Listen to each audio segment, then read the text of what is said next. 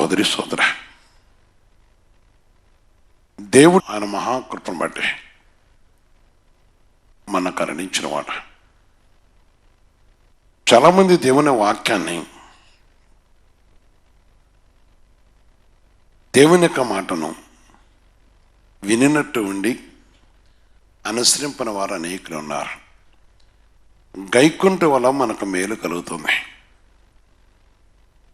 ఆయన పరిశుద్ధమైన సన్నిధిలో మనకు ఆ విషయం దేవుడు చదివిస్తున్నవాడు. ఈరోజు ఆలోచించు సహోదరి సోదర, ఆయన మాట గొప్పది, తన వాకు గొప్పది, ఆయన పరిశుద్ధమైన మాట గొప్పది. ప్రతి మనిషిని ప్రేమిస్తున్న దేవుడు, ప్రతి మనుష్యుల కటాక్షం కలిగిన దేవుడు, ఏ భేదము లేనివాడు, సర్వమానవుల కనికిరం కలిగిన వాడు, ఆయన కొరకు కనిపెట్టుకున్న విషయం మరి ఆయన ఆశ కలిగిన వాడు, బహుగా ప్రేమించిన తండ్రి. పరిశుద్ధ వాక్యం నుంచి మనం చూస్తున్నప్పుడు మొదటి సమూయేలు గ్రంథము 12:14 చెప్తున్న ఒక మాట, మీరు యెహోవా యందు భయభక్తులు కలిగి ఆయన మాటలు విని ఆయన సేవించి ఆయన ఆజ్ఞను భంగము చేయక. ప్రియమైన సహోదరి సోదర, దేవుడి నీ కొరకే సమయాన్ని ఇచ్చాడు. క్రీస్తు శిలువ శాసన సంగమలో దేవుడు వేల మంది రక్షించాడు, లేక ఇంకా అనేక విధాల దేవుడు కార్యం చేశాడు. భంగము చేసేవారు లేక క్రీస్తుని కలిగి ఉన్నామని చెప్పి ఆజ్ఞను అనుసరింపవారు. ఈరోజు నీకు మేలు కలగంటే ఆజ్ఞను భంగము చేయకూడదు. నీ దగ్గరకు వచ్చి మాట్లాడుతుంది దేవుడు, ఆశతో వచ్చావు కదా. ఈరోజు దేవుడు చెప్తున్న మాట, మీ కుమారుల విషయమై, మీ కుమార్తెల విషయమై కుటుంబంతో బట్టి విచారణ చేసుకోవాలి. స్థితులను పరిస్థితులను విచారణ చేయని వారు ఆజ్ఞను అతిక్రమించేవారు, పాపమును దాచిపెట్టేవాడు అంటే దేవునికి ఇష్టడేం కాదు. ప్రభు యొక్క పరిశుద్ధ నుండి ఇప్పుడు ప్రత్యించి ఆజ్ఞను అతిక్రమించుట చేయకూడదు, భంగము చేయకూడదు. ప్రభు దగ్గరకు వచ్చినట్టు ఏదో చాలామంది ప్రయాణాలు చేస్తూ కొన్ని స్థలాలకు వెళ్ళిపోయి ఆగిపోతారు. వాళ్ళు ఏదో చేస్తారు, వెళ్ళిపోతుండే అంతే. కొన్ని హృదయాలు కొన్ని విషయాలు చూస్తుంటారు. ఆయా సమయంలో వారు ముఖం కడుక్కుంటే అంత పోతుంది, శుభ్రమైపోతుంది అంతా. వాక్యం అలాంటిది కాదా. అంతరాత్మల నిరీక్షణ ఉండాలి. నీ అంతరాత్మ నిరీక్షణ ఉండాలి. ఏలీ లాంటి తండ్రులు కూడా ఉన్నారు. కుమారుల యొక్క పాపాన్ని ప్రోత్సహిస్తూ ప్రజల నుంచి నటన చేసేవారు ఉన్నారు. ప్రజల దగ్గరకు రాగానే వారు చాలా ఏదో మరి చాలా భక్తిగా ఖండించినట్టుగా ఫీల్ అవుతూ ఉంటుంటారు. ఏం చేయాలి, ఏం చేస్తూ ఉంటుంటారు. అది పెద్ద నటన. దేవుని సన్నిధిని వారు ఏమై ఉన్నారో సంగతి వారు అంతరతో తెలుసు. అధికమైన కీడు పొందుటకు వారు చేసుకునే ప్రయత్నాలు అనేక మీద ఉన్నాయి. పరిశుద్ధాత్మ దేవునికి నాతో ఒక వ్యక్తి అంటున్నాడు, ఆయన అనేది మాట చూస్తే ఆశ్చర్యం వచ్చింది. ఏం చెప్తాం, పోగొట్టుకుంటావా అన్నాడు. మంచిదే, పోగొట్టుకోవద్దా. నేనేం అనలేదు, తనే అంటున్నాడు. నేను కొన్ని విషయాలు కొందరిని మందలించి మాట్లాడకూడదు, ప్రేయర్ చేస్తామంతే. సహోదరి సోదర, కొన్ని సందర్భాల్లో శరీరాన్ని బయకడి చేస్తాం. ఇక్కడ వాక్యం చదివిస్తుంది. ఈరోజు నీ కుటుంబం ఏంటి, జాగ్రత్తగా ఆలోచించండి. ప్రభుని కలిగి ఉంటూ నేర్చుకోవాలి. ఆజ్ఞను భంగము చేయక మీరును మిమ్మల్ని వేలు రాజులను మీ దేవుడైన యెహోవాను అనుసరించిన వెడల మీకు క్షేమం కలుగును. ఆమేన్, ఆమేన్, ఆమేన్. అనుసరించటం కావాలి, ఉరుకులు పెట్టడం కాదు. మనిషికి అనుసరించే గుణలక్షణాలు కావాలి, కుటుంబానికి అనుసరించే గుణలక్షణ కావాలి. కుటుంబను చూస్తున్న దేవుడు, నీ కుటుంబం విషయంలో దేవుడికి ఆసక్తి కలిగి ఉన్నాడు. నేను కొన్ని సమయాల్లో కొన్ని విషయాలు చూస్తున్నప్పుడు, ఈరోజు కూడా ఒక సమయంలో చూస్తున్నప్పుడు ఒక గొప్ప ఉన్నతమైన విషయాన్ని చూశాను. నేను ఇక్కడి నుంచి వెళ్ళిపోయిన వెంటనే నా ప్రభు దగ్గర విషయాన్ని చూస్తున్నప్పుడు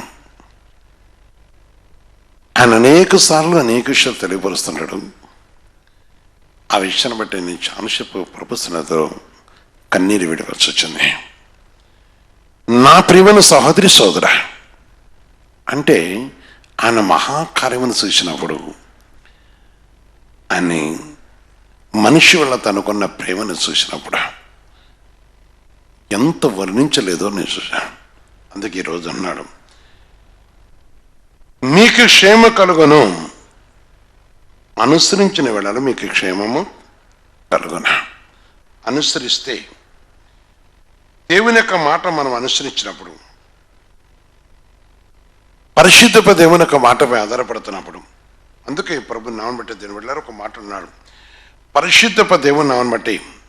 అదే 12:20 వచ్చిన కూడా చెప్తున్నాడు, అంతట సమయంలో జనులతో ఇట్లా నేను భయపడుకుని, మీరు ఈ కీడు చేసిన మాట నిజమే, మీరు ఈ కీడు చేసిన మాట నిజమే, అయినను యెహోవాను విసర్జింపకుండా ఆయన అనుసరించు పూర్ణ హృదయముతో ఆయన క్షమించుడి. ఆమేన్, ఆమేన్. తొందరపడ్డావో, ఏమి చేసావో, ఈ కీడు చేశావు, మీరు చేసిన మాట వాస్తవమే, కానీ చేసినవని ఇంకా నువ్వు బస్సుగా మార్చబడకుండా, ఇంకా అధికమైన కీడు చేయకుండా, కొందరు కొన్ని విషయాలు చూసి కొన్ని పాపాలు కొన్ని విషయాలు బట్టి పారిపోతూ ఉంటారు. ఏ విషయంలో? దేవుని సన్నిధి నుంచి, తల్లిదండ్రుల దగ్గర నుంచి, కుటుంబం నుంచి వస్తారు, ఉంటారు, ఇంట్లోనే ఉంటారు కదా, దేవునికి దూరంగా ఉంటుంటారు. చాలామంది కొందరు భార్యలు నాతో వాళ్ళ భర్త గురించి చెప్తుంటారు, ఏ సైతాన్ని బట్టి ఉందో ఆయన్ని, ఆయన ప్రార్థన మానేసిండు అంటారు. ఏ సైతాన్ని పట్ల? అతిక్రమం అనే పాపమును తన అంతరాత్మను వేలుతుంది కనుక అతను గర్వమైన అలంకరించడం వలన దైవచిత్తానికి లోబడిపోవటం అనేది జరుగుతున్నది. దీని మిల్లారా, దేవునితో కలుషితం అనేది ఎంత విలువైందో చాలామంది తెలియదు. అందుకనే మీరు ఈ కీడి చేసినారు, కుటుంబంతో కలిసి చేసింది. ఆనాడు ఇజ్రాయేల్ చేసినారు. చాలామంది కుటుంబంలో చాలా విషయాలు రహస్యంగా పెట్టుకుంటుంటారు, చాలా రహస్యంగా ఉంటుంటారు, బయట ప్రజల మధ్య గొప్పవాళ్ళుగా మాట్లాడుతుంటారు. ఈరోజు నీకు ఈ వాక్యం, అందుకని కొందరు వాక్యం వినడానికి కూడా వారి అంతరాత్మ తెరవబడదు, వాక్యం వినలేరు. కారణం ఏంటంటే వాక్యం వినుటకు వారు బహుగా వారి హృదయంలో చెడిపోయి ఉన్నది. అంటే ఎవరి గురించి అంటలేదు, దేవునితో ఉన్నాము, సహవాసంలో ఉన్నామని చెప్పే వారి గురించి అన్నాను, వాక్యం బోధించే వారి గురించి అన్నాను. అందరు లేరు, ఆసక్తిగా ఉంటారు, అనుసరించకుంటారు, చాలా పశ్చాత్తపడుతుంటారు. కొందరు హృదయములు పాడైపోయటం వలన వారు ప్రభుత్వ తిరగలేని స్థితిలో ఉన్న విషయం. అందుకే వారిని చూస్తున్న వారు అంటారు, వీరు మతిపోయిందా వీళ్ళని అంటారు. నాతో కొన్నిసార్లు చెప్తుంటారు. ఈరోజు నేను ఒక స్థలంలో ఉన్నప్పుడు నాతో చెప్తాను, ఎందుకు ఇక అట్ట అయిపోయినారు అంటే, ఒక స్థలంలోకి వచ్చి ఒక మాట్లాడుతున్నాను, ప్రియమైన సహోదరి సోదర, మనం మతి తప్పిన వారు ఉండకూడదు, వాక్యాన్ని గైకొనాలి, అనుసరించాలి, పరిశుద్ధాత్మ దేవునితో కలిసి ఉండాలి. నువ్వు వాస్తవమే, కానీ యెహోవాను హత్తుకో, నీ హృదయం ప్రభుత్వం తిప్పుకో. దేవుడు నిన్ను ప్రేమిస్తున్నాడు. 22 వర్షాలు చెప్తారు ఒక మాట, యెహోవా మిమ్మల్ని తన జనముగా చేర్చుకున్న కొరకు ఇష్టము కలిగి ఉన్నాడు. ఆమేన్. అందుకే నువ్వు ఆయన హత్తుకుంటే, పరిశుద్ధాత్మ దేవుని మాటకు నువ్వు లోబడితే, నువ్వు కిడి చేసినటువంటి వాస్తవమే, దేవుని ఆజ్ఞ తిరస్కరించావు, దేవుని మాటకు విరోధంగా ఉన్నావు, నీ కుటుంబంతో కలిసి దేవునికి విరోధమైన స్థలములను, దేవునికి విరోధమైన ప్రాంతంలోనూ, దేవునికి విరోధమైన మరి ప్రాంతాల్లో ప్రవేశించి మతి తప్పిన వారుగా గర్వముతో ప్రవర్తించిన నీ కుటుంబం, నీవు జ్ఞానం అనుకుంటున్నావు. నీ మోసం, నీ అక్రమం, నీ దుర్నీతి అని తెలియదా? దయచేసి పరిశుద్ధ దేవునికి వస్తున్న జ్ఞాపం చేసుకుని, పరిశుద్ధాత్మ దేవునితో కలుషుట కోసం నీవు ఆయన ఉద్దేశం నెరవేర్చే విషయాలు ఆలోచన చేసుకోవాలి. నిన్ను ప్రేమించిన దేవుడా, నిన్ను కనికరించిన దేవుడా, నీ యందు తన కటాక్షించిన తండ్రి, మేలు చేయటం కోసం, విడిపించడం కోసం, విమోచించడం కొరకు నీ యందు తన కృప ఉంచిన వాడు. ఆసక్తి కావాలి, ఆజ్ఞ నెరవేర్చకును, ఆజ్ఞను గైకొంటకున్నా దేవుని. అందుకే ఆయన తన జనముగా చేసుకోవడం కోసం ఆయన అంటాడు, విష్టము కలిగి ఉన్నాడు గనక ప్రియమైన సహోదరి సోదర, తన ఘనమైన నామ నిమిత్తము తన జనులను విడనాడాడు. ఆమేన్, విడనాడాడు. అందుకే ఈ కీడు చేశాను ప్రభు, నన్ను మన్నించమని నీ కుటుంబం ఏకీభవిస్తే, నువ్వు అడగటానికి నీ అంతరాత్మ అంధకారం అవుతుంది. నీవేమి అడుగుతావు? ఆలోచించు. దేవుడు పక్షపాతి కాదు, మేలు చేసేవాడా, పరిశుద్ధాత్మ దేవుని అడుగుతున్నప్పుడు సహాయం చేసేవాడా, నీకు మేలు చెట్టుకు వచ్చి నిలిచిన దేవుడా, నిన్ను ఆదరించక చూస్తున్న దాన్ని, నీ కుటుంబాన్ని ఆదరించ చూస్తున్నవాడు. దయచేసి సహోదరి సోదర, ప్రత్యతపడు దేవుని దగ్గర అడుగు.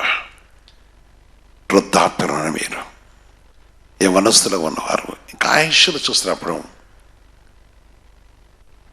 ఆయా పరిస్థితులు చూస్తున్నప్పుడు, నేను ఒక సందర్భంలో మొన్న దినం నాకు 4 రోజుల క్రితం నేనన్నా కదా, నీ అమ్మ కడుపు చల్లగున్నాను అన్నాను. ఎందుకు ఈ పాప తప్పు చేసావన్నాను. నాకు కొన్ని మంచిదే అంటాం, నాకు మొదటి నుంచి అలవాటు. నేను ఎదురమని కూడా నేను ఈ మాట వాడుతుంటాను అప్పుడప్పుడు కాదు, చాలా కూడా బాగా కోపం వస్తే దీన్ని వాడతాను. అంటే కోపం అంటే బాధ అనిపిస్తే వాళ్ళు చేసిన ఇష్టం. వెంటనే ఆ వ్యక్తి ఆగిపోయి ఏడుస్తున్నాడు. నేను చిన్నప్పటివాడేం కాదు, ఆయన కొంచెం జాబ్ అలరు, ఆయనకి వివాహమైంది, 2 పిల్లలు. ఏడుస్తున్నప్పుడు నేను దగ్గరికి వెళ్ళాను. ఎందుకు ఈ తప్పు చేశావు? చేసిన తప్పే అన్నప్పుడు ఆయన ఏడుస్తున్నాయంగా చూసినారు కదా. వాస్తవంగా నాకు నష్టపోయాడు, దేవుని పనికి నష్టం కలిగించాడు, చాలా ప్రత్యుతపడ్డాడు. ఈ మాట నేను ఎప్పుడైతే అన్నానో తను హృదయంలో ఒక విధమైన ఆందోళన కలిగింది. దేని బిడ్డారా, అతన్ని దూషించలే, ఒకే మాట అడిగాడు, ఈ కీడు నా మీద, నా పిల్లల మీదకి రాకుండా నేను కనికరపట్ట కోసం ప్రార్థన చేయమని అడిగాడు. అప్పుడు నేను ప్రభుత్వంలో ప్రార్థించాను, దాటి వచ్చాను. ప్రతి దినము కన్నీరు కరుస్తున్నాడు. అత్తుకోవటం అంటే అది దేవునితో కలిసి, ప్రభుతో కలిసి కోసం, పరలోక దేవుని మనం కలుసుకోవటం కోసం నిన్ను ప్రేమించిన దేవుడా. ఈరోజు సహోదరి సోదర వాక్యం అంటున్నా, ఏ విధం చేతను ఆయన పరిశుద్ధమైన సన్నిధిలో చూస్తున్నప్పుడు నాడు నేడు ఏకరీతిగా తండ్రి. సహోదరి సోదర, ఈరోజు నీ పరిస్థితి ఏ విధంగా ఉన్నది? ఎప్పుడైతే మన దేవునితో, అందుకే తన మాట చదివిస్తుంది, తన పరిశుద్ధమైన మాటను బట్టి మనం చూస్తున్నప్పుడు, కీర్తన 25:12 చూస్తే కూడా వాక్యం చదువుతుంది, యెహోవా యందు భయభక్తులు కలవాడెవడో వాడు కోరుకొచ్చిన మార్గం వానికి అనుగ్రహించాం. ఆమేన్.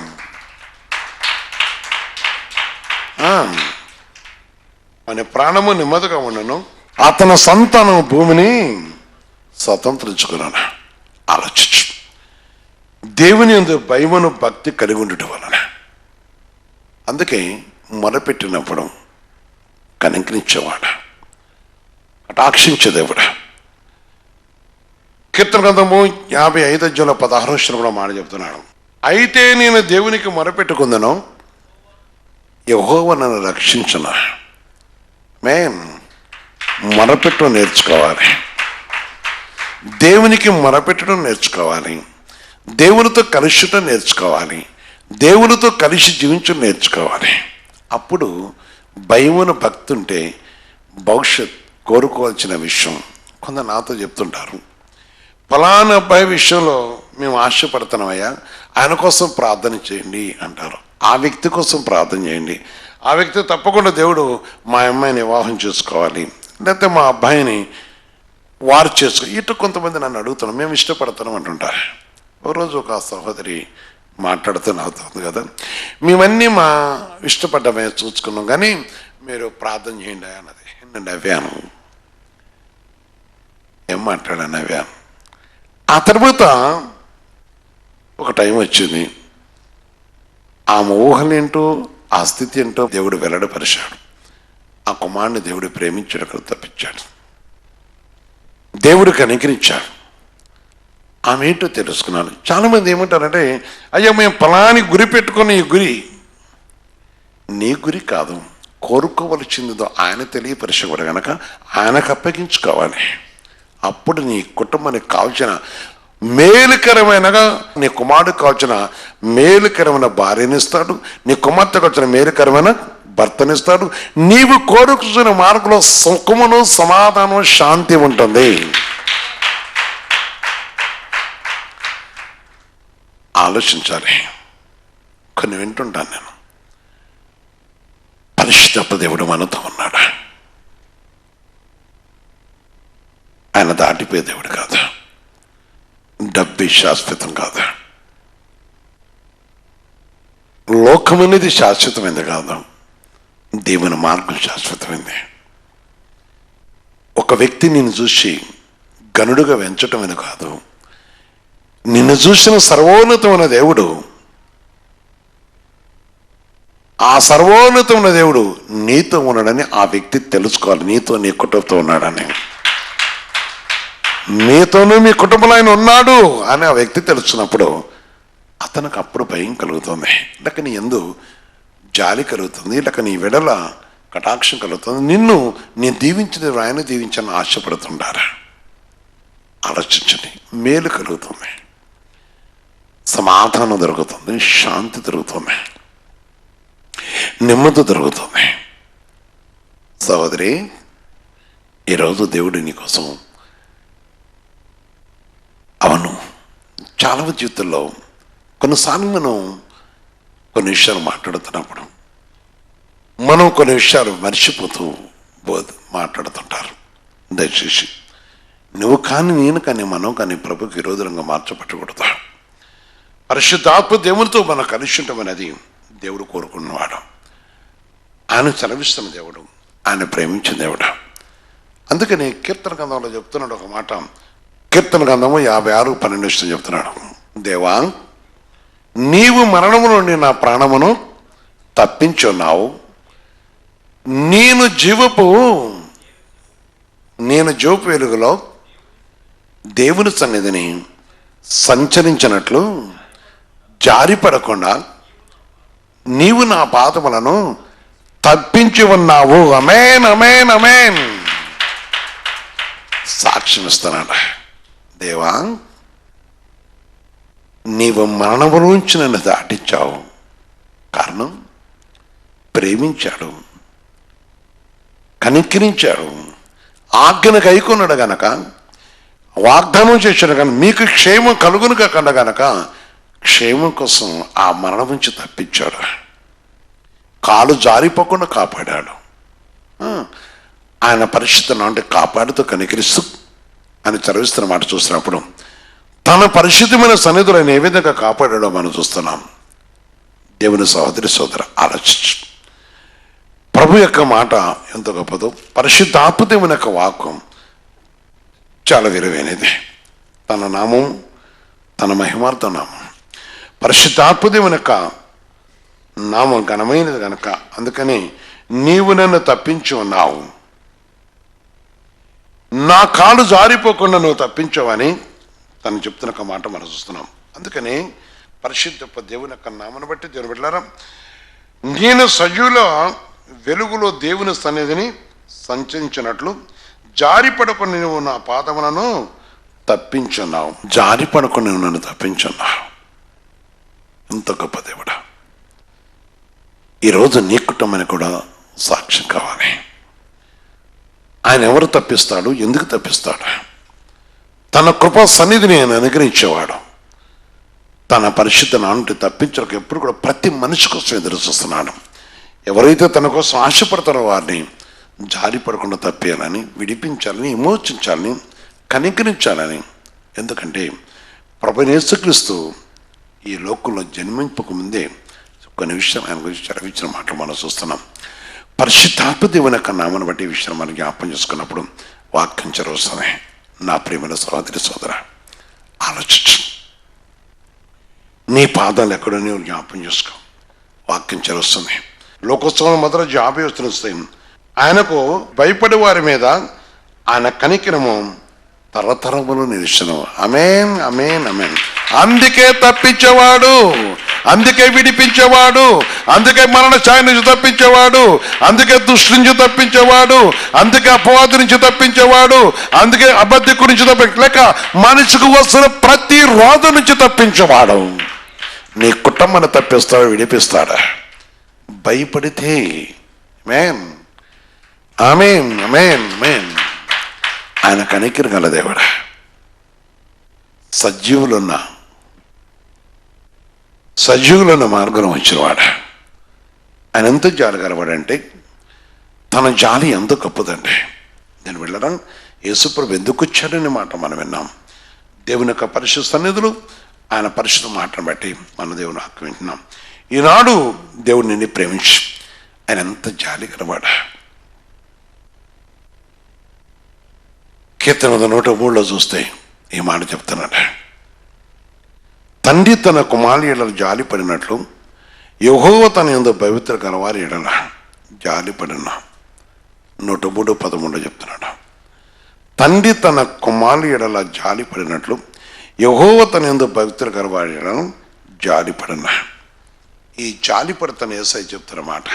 నిన్ను తప్పించకును, నిన్ను విడిపించకును, నీ యందు తన కనికరించి నిన్ను ఆదరించు కోసం, నీపై తన కనికరించి నిన్ను ఓదార్చు కోసం, నీపై తన కృప నుంచి నిన్ను బలపరచు కోసం,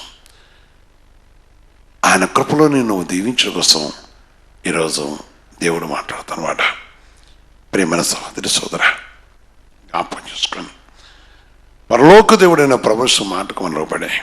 ఎందుకంటే ఆయన మన ప్రేమిస్తున్న దేవుడు, మనం వినే దేవుడు, మనకు జవాబు కలగజేసే దేవుడు, మన యందు తను బహుగా జాలి పడుతున్నవాడు. మనం విడిచిపెట్టే దేవుడు కాదు, మనం విసర్జించే తండ్రి కాదు, మనపై తన కటాక్షించిన తండ్రి. నీ మనం వినే దేవుడు. నిడిపించకు, నేను తప్పించకు, నేను ఆదర్శకు, నేను కనికరించను, నీ కుటుంబాన్ని ఆశ్రయించను, నీకు కాల్చిన మేలు తెచ్చడం కోసం, నీ కుటుంబంలో ఉన్న ప్రతి కీడు నుంచి ప్రతి కీడు తొలగించడం కోసం ఎంత కనికరం గల దేవుడు ఆలోచించాలి.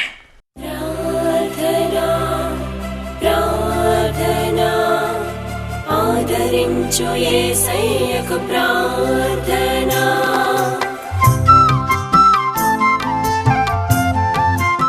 పరిశుద్ధ తండ్రి, సర్వోన్నతమైన దేవా, నీ వైపు చేతులెత్తి నీవు నా దేవుడు అడుగుతున్న బిడ్డపెట్ట కొందనారు. ఏ కుమారుడు, ఏ కుమార్తె, ఏ తల్లి, ఏ తండ్రి ఏ విధమైన ఆశతో ప్రభుత్వ ఒంటరితనంగా ఉన్నవారు, భర్త నేను తండ్రి లేని వారి కుటుంబాన్ని పోషించే బిడ్డలు కానీ, ఆర్థిక పరిస్థితులు కుంగిపోయిన వారు కానీ, ఆయా విధుల పిల్లల తిరుగుబాటుతో అలసిపోయిన మనసు ఉన్నవారు కానీ, ప్రభు కుటుంబ పోషణ కోసం నలిగిపోతున్న బిడ్డలను కూడా మీరు జ్ఞాపం చేసుకొని శరీరాన్ని భక్షిస్తున్న రోగ విధానాలు తొలగించి ముఖ్యం ప్రభు నీ రాజ్య వారసుడు సహాయం చేతండి. ఎవరైతే ప్రభు పరిశుద్ధ వారు ఏ విషయాన్ని అడుగుతున్నారో, వారు ఏదైనా కోసం వివాహం కోసం అడిగేవారు, పిల్లల వివాహం కోసం, వారి పిల్లల వయసు పెరిగిపోయి నేను తన విషయాన్ని బట్టి తల్లిదండ్రులు బాధపడుతూ అడుగుతున్నావు అన్నారు కదా. అయా నువ్వు వారిని బట్టి నీ నామకు అవమానం కలుగుతుందని దుఃఖపడుతున్న వారు ఉన్నారు. అదే యవనస్తులు కూడా ప్రభు కాలం ఎరక ఆ సమయాన్ని సద్దునిపరుచుకొని కదండి నీ ఆత్మకి విరోధంగా ఉన్న వారు ఉన్నారు కదా. ఒక్కసారి జ్ఞాపం చేసుకోండి. నీ కృపా సన్నిధి దయచండి, పేరు పెట్టి దర్శించండి, వారి జీవితంలో కావాల్సిన సహాయం చేతండి. సంఘములో సహవాసంలో ఉండి తండ్రి వివాహులతో ప్రయత్నం చేస్తున్న బిడ్డల పైన వారి కుమార్తెల విషయంలో, కుమారుల విషయంలో మీరు సహాయం చేస్తూ వారి కన్నీరు ఇప్పుడే తుడిచి నీ కటాక్ష సహాయం తెచ్చుతండి. ఉద్యోగ రీతులు కానీ, శరీర బలహీనతను బట్టి, నీ వ్యాధిని బట్టి కానీ, వాళ్ళు కూడా రుణబాధను బట్టి అడుగుతున్న బిడ్డలు కూడా జ్ఞాపం చేసుకుంటాం. క్రీస్తు సంఘంలో ఉన్న నీవు తండ్రి నిజంగా ప్రభు మా వైపు చూస్తున్న దేవుడు కనుక ఏ బిడ్డలైతే ఆశపడుతుందో ప్రతి వారిని ఈ రాష్ట్రం ఇతర రాష్ట్రంలో ఉండి పని విషయంలో నాయన అడుగుతున్న వారిని, వ్యాపార విషయంలో అడుగుతున్న వారు కూడా జ్ఞాపకం, గృహముల కోసం స్థలములు అడుగుతున్న వారు, రకరకాల విషయాలు వెతుకుతున్న వారు ఉన్నారు. నీ నామను బట్టి నీ పాదాలకు ఇప్పుడు అడుగుతున్నారు కదా, వారికి నీ కృపల మీద సహాయం తెచ్చేసి నీ కటాక్షం దయచేదండి, నీ కృపాస్థాన్ని దయచండి. వారు ఎవరైనా కావచ్చునైనా క్షమించండి, నీ నామలు క్షమించండి, మీరు కనికరి సహాయం చేయండి, నీ కృపను బట్టి సహాయం చేయండి. అనేకులకు రక్షణ మార్గం దయచేస్తాం. దాన్ని మీరే దీవించి ఆశ్రయించి కనికరించమని, నీ పరిశుద్ధ నామములో దీవించమని యేసుక్రీస్తు నామమున ప్రార్థించి వేడుకొస్తున్నాను తండ్రి. ఆమేన్, ఆమేన్, ఆమేన్.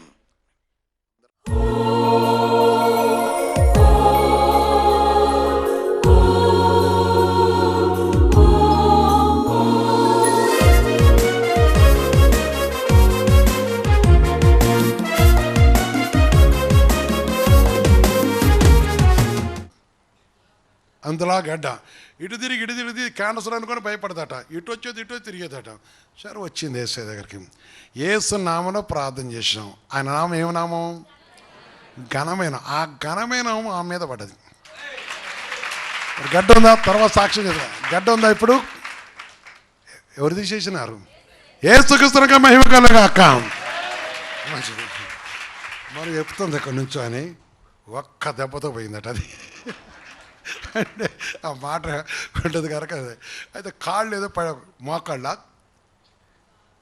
బాగా నొప్పి ఉందట, ఎటు కదలేని పరిస్థితి అట. వచ్చిన తర్వాత నేను ఎట్టుందాం మన తర్వాత ప్రార్థన ఇంకెక్కడ ఒక్క దెబ్బతో పోయింది. ఏ సుఖ కలగాక.